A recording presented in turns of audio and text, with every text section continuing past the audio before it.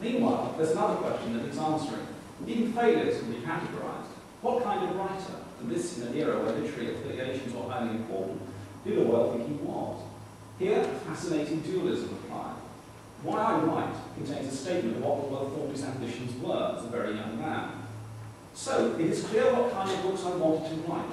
Insofar as I can be said to want to write books at that time, I wanted to write enormous naturalistic novels with unhappy endings, full of detailed descriptions and arresting similes, also full of purple passages in which words were used partly for the sake of their sound. So half of Orwell, a half that was never extinguished, always popping up behind the ideological barricades, was a pure aesthete.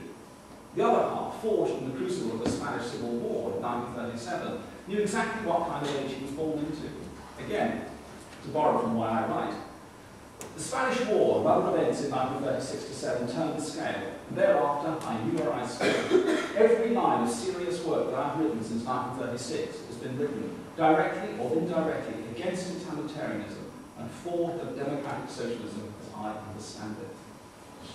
The 1930s are littered with the bones of novelists who had difficulty of harmonising the two sides of this literary nature. In Burmese days, half of him is anti-imperialism's avenging angel, and the other half a newcomer to a distant land with a rapt painter's vision who was periodically overwhelmed by sheer overexcitement with sea. In Keep the Athletes to Fly, half of him is a near hysterical critic of the capitalist bracket, and the other half a projection of almost 90s sensibility, itching to write nature notes about mist-dim hedges and dew that glitters with a diamond flash. And behind these two contending impulses lies the figure of Orwell himself, a man who, despite all the evidence to the contrary, considered himself a failure, who believed that wherever he was set down in the world, whether in the Burma of the 1920s or on a remote Scottish island in the 1940s, that he was being watched. Each of his 5 realist novels plays what's essentially the same trick, the setting up of a solitary anti-hero in opposition to a hostile world. That world is at heart Orwell's own. The world of a Burmese village, a Suffolk market town, or a Hampstead bookshop, in each case twisted subtly out of kilter, decorated with all the subliminal horrors that oppressed Orwell as much as his characters. The terrible immediacy of 1984 to its original readers derived from the fact that its landscape was not some Huxleyite world of plastic and chrome, but the vistas of bomb-cratered central London, that Orwell glimpsed from the windows of number 53 bus as he made his way home from trickling offices in the Strand each evening. Burmese Days, to begin at the beginning, is a novel altogether, an Eastern novel, published in 1934, built on a conventional foundation but decked about with the most fantastic figurative garnishes. Flory, the hero, is a disillusioned tea merchant in his 30s, unmarried, though he has a Burmese mistress called Mahla, bored with a handful of local Europeans with whom he's forced to associate, and finding civilized conversation only in the company of an Indian hospital doctor. To make matters worse, Flory is disfigured by a hideous birthmark. The arrival in Kayaktada of Elizabeth, the 20-year-old marriage-minded niece of hard-drinking Mr. Lackestein, gives Flory unexpected hope. Only for him to be cut out by an aristocratic army officer called Lieutenant Beryl. Meanwhile, Kayaktada generally is subject to machination of an unscrupulous native magnate, Po Kim, who is cheerfully blackmailing and bullying himself to prominence. Having seen off Beryl and covered himself in glory by performing heroically in a failed native uprising, Flory is thrown over by Elizabeth when Po Kim bribes the now discarded Mahla to make a public scene in church. Flory takes the gentleman's way out. All this is accompanied by some wounding dissections of the evils of British rule in the East, and some devastating portraits of the whisky-sodden wrecks and amateur humorists who infest the Kayaktada club. All the same, the most striking thing about this novel is not its anti-imperial sentiment, but the extravagance of its language, a riot of cocoa imagery that's about to get dangerously out of hand. The face of Po Kim's servant in one of the early scenes recalls a coffee blancmange. A bit later in the gardens of the club, a native servant moves through the jungle of flowers like some huge nectar-sucking bird.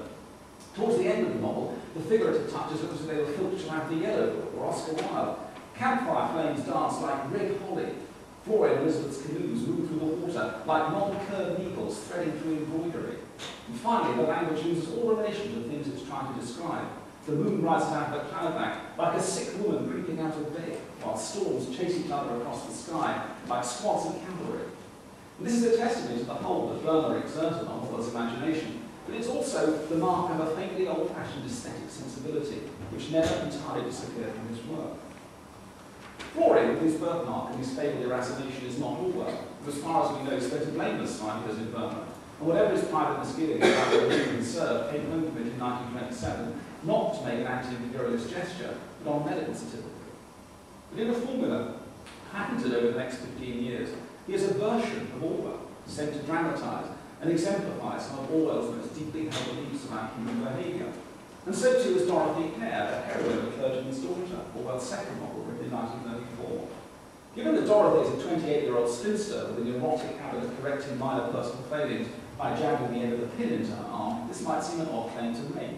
And yet, awash with personal preoccupations and experiences, A Clergyman's Daughter turns out to be one of those curious novels in which a writer's private demons contend with a mass of reportage masquerading as background. Living a life of semi-genteel bondage, slaving to her clerical father in his musty Suffolk rectory, terrified of sex but pursued by a seedy middle-aged rake named Mr. Warburton, Dorothy suffers a breakdown.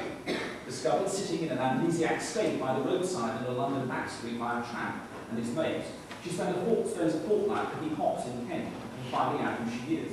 And the prompt is a newspaper report of a rector's daughter banished from the family hearth, having last been observed in a close embrace with Mr. Warburton in the moonlight.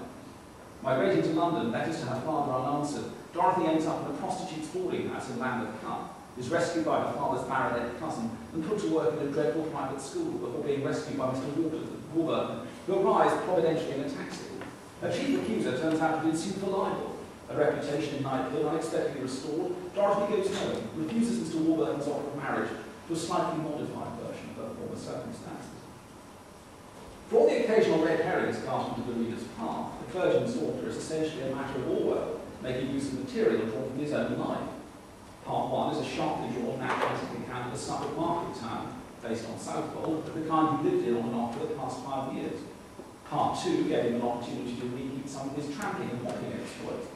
The night in Trafalgar Square, poet Pastiche's Joyce uses his own experience from the summer of 1931. Part 4 is explained by the memories of his teaching days in West London. Understandably, juxtaposing all this disparate material, Suffolk, hop-picking, downright London, private school teaching, presented Orwell with huge technical problems. On one level, the novel is simply an exercise in bridge building, in which the central character frequently tumbles into the water below.